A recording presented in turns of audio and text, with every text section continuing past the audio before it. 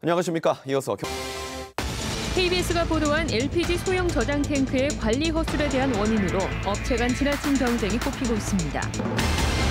롯데의 김해관광유통단지 공사 지연에 경상남도와 김해시는 마땅한 제재 수단이 없어 고심하고 있습니다. 국립공원 1호인 지리산 국립공원 지정 50주년을 맞아 세계적인 명산으로 거듭나는 비전을 제시했습니다.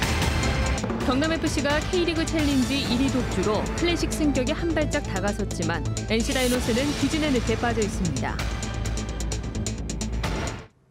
여러분 안녕하십니까? 경남 소식 전해드립니다. LPG 소형 저장 탱크에 대한 관리에 구멍이 나면서 사고 위험에 노출된 실태를 보도해드렸는데요. 원인을 살펴봤더니 업체 간 지나친 경쟁으로 안전 의무를 소홀히 했기 때문이었는데요. 처벌마저도 솜방망이에 그치고 있었습니다. 손원혁 기자가 취재했습니다. 식당에서 사용하다 폭발 사고가 난 LPG 소형 저장 탱크. 시설 규정도 지키지 않고 부실하게 시공된 소형 저장 탱크. 모두 완성 검사를 받지 않은 것들입니다. 알고 보니 업체 간 고객 확보 경쟁으로 공짜로 설치된 것들이었습니다.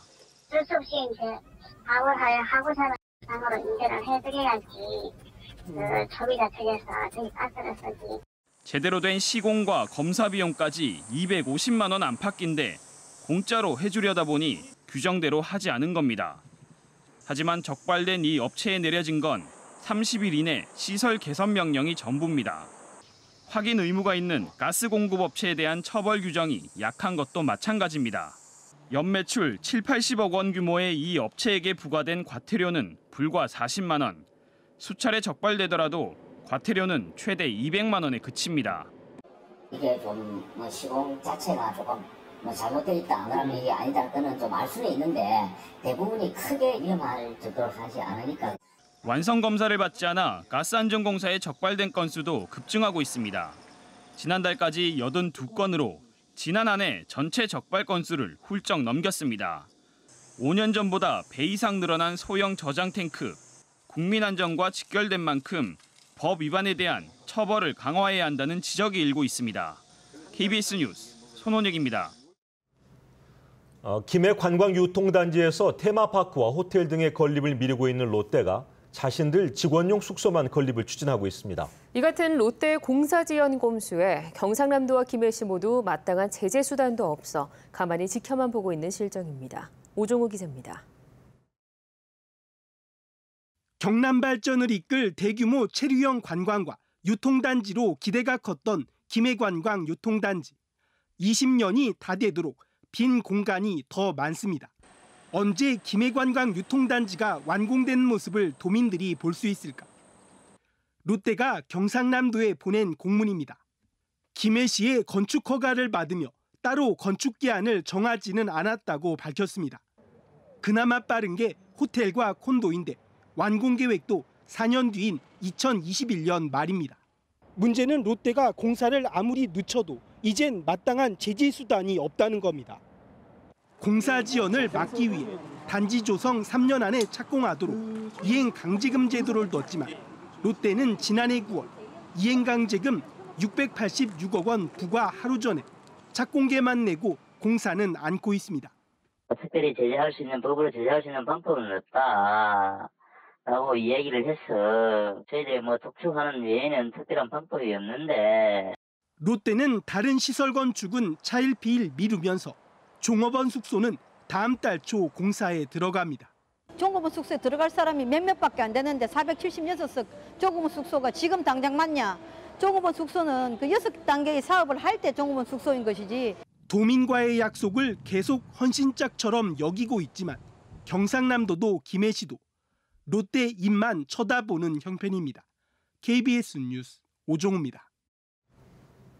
우리나라 국립공원 1호인 지리산 국립공원이 지정 50주년을 맞았습니다. 지난 50년 환경 회복에 주력한 지리산을 앞으로 새로운 50년은 자연과 문화가 공존하도록 하겠다는 청사진이 나왔습니다. 최세진 기자가 보도합니다.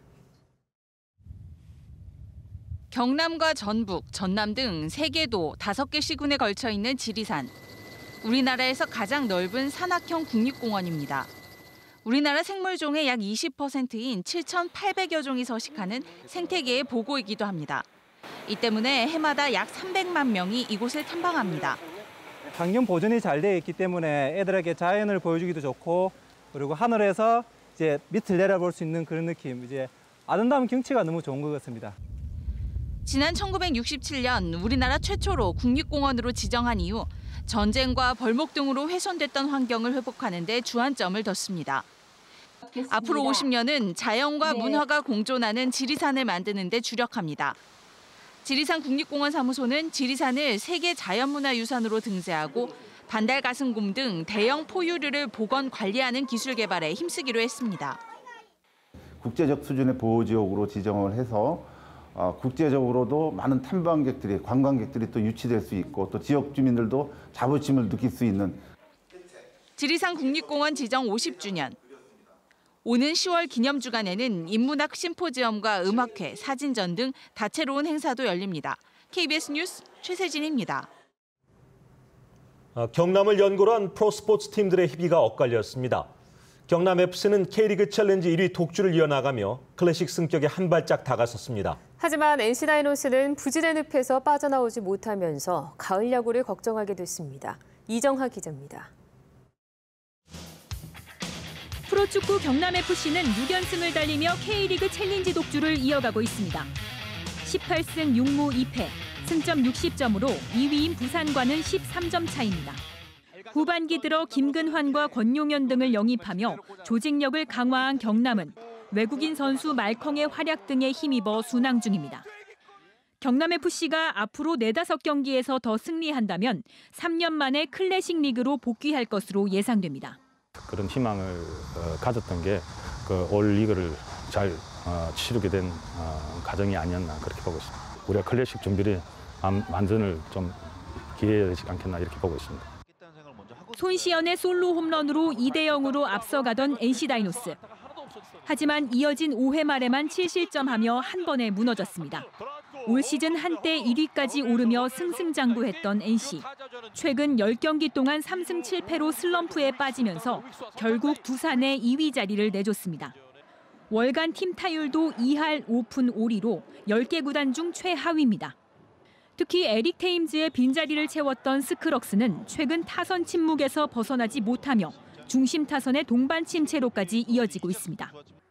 결국 NC는 2위 두산과 2게임 반 차이로 더 벌어졌고 타선 부진을 극복하지 못하면 가을 야구 진출을 걱정해야 할 상황에 놓여 있습니다. 시즌 막바지를 앞두고 지역 연고 프로 구단의 게임 하나하나에 팬들의 관심이 집중되고 있습니다. KBS 뉴스 이정아입니다. 정부의 탈원전 정책에 맞춰서 태양광과 같은 풍력 같은 신재생 에너지가 각광을 받고 있습니다. 울산시도 도시 여건에 맞는 사업 모델을 발굴해 보급 확대에 본격적으로 나설 계획입니다. 김민혁 기자가 보도합니다. 강원도 영월에 위치한 국내 최대 규모의 태양광 발전단지. 단지 규모만 100만 제곱미터가량 되는데 이곳에서 40메가와트급의 전력이 생산됩니다. 이런 신재생 에너지를 발굴하고 키우는 사업이 울산에서도 본격 추진됩니다. 울산시와 한국동서발전, 유니스트가 공동으로 신재생 에너지 4개 분야 23개 사업 모델을 발표했습니다. 가장 주목받는 건 태양광 발전인데 넓은 터를 확보하는 것이 관건입니다. 쓰레기 매립지와 산업단지 주차장 같은 넓은 땅은 물론 울산 앞바다와 댐 저수지 등도 대안으로 거론됩니다. 이제 사연댐이나 대암댐, 대곡댐, 서남댐 같은 경우를 보면 다른 지역에 비해서 상당히 아주 높은 발전을 할 수 있고 ESS, 즉 에너지 저장 시스템도 사업 추진 대상입니다. 조선업 중심지 울산에서 선박의 에너지 저장 기능을 만들고 필요할 때 선박의 연료로 사용하는 겁니다. 이 밖에도 수소 연료 전지 버스를 보급해 이산화탄소 배출을 줄이고 수소 전기 등 친환경차 충전소를 만드는 방안도 검토하기로 했습니다. 음식물 쓰레기와 같은 유기성 폐자원을 바이오가스로 만드는 방안도 참석자들의 주목을 받았습니다. 울산시는 사업안의 가능성을 검토해 대상지 확보 등의 절차를 거쳐 신재생 에너지 사업을 본격 추진해 간다는 방침입니다. KBS 뉴스 김민혁입니다.